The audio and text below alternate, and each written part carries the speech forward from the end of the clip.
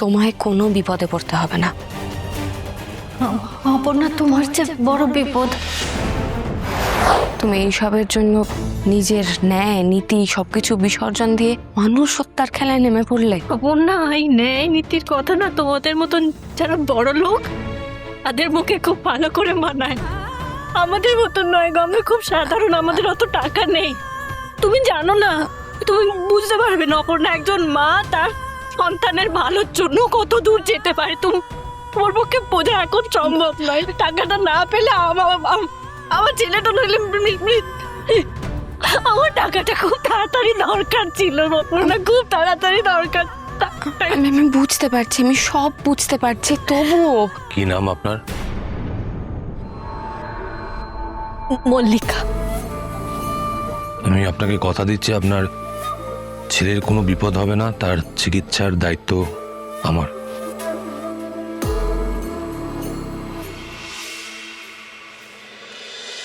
আজ 1 মিনিট, মানেটা কি?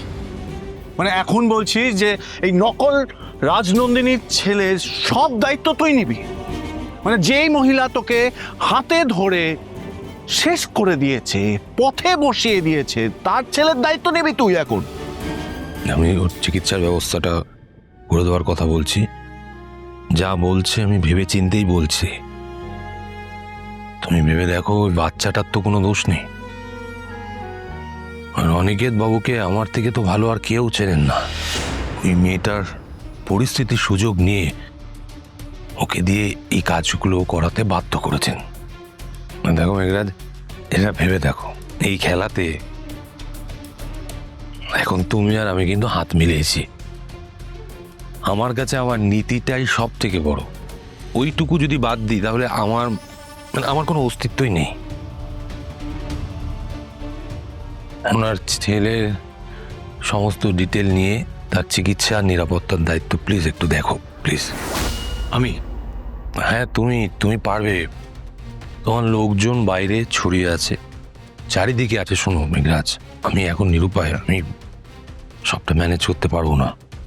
তুমি ওনার ছেলের চিকিৎসা আর ওনার সিকিউরিটির ব্যবস্থাটা দেখো, প্লিজ প্লিজ প্লিজ একটু দেখো।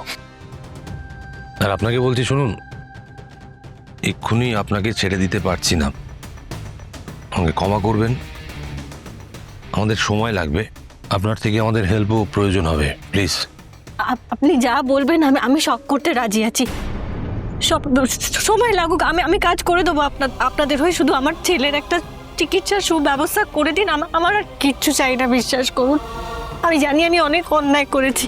একজন মায়ের ভালোবাসা বিশ্বাস দিয়ে আমি ছিনিমিনি খেলেছি।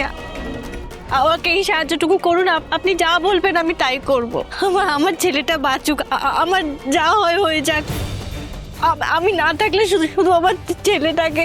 চিন্তা নেই, আর্য স্যার যখন বলেছেন উনি দেখছেন তোমার ছেলের কোনো অসুবিধা হবে না, আর আমাদেরকে সাহায্য করতে গিয়ে তোমায় কোনো বিপদে পড়তে হবে না। অপর্ণা, তোমার যে বড় বিপদ।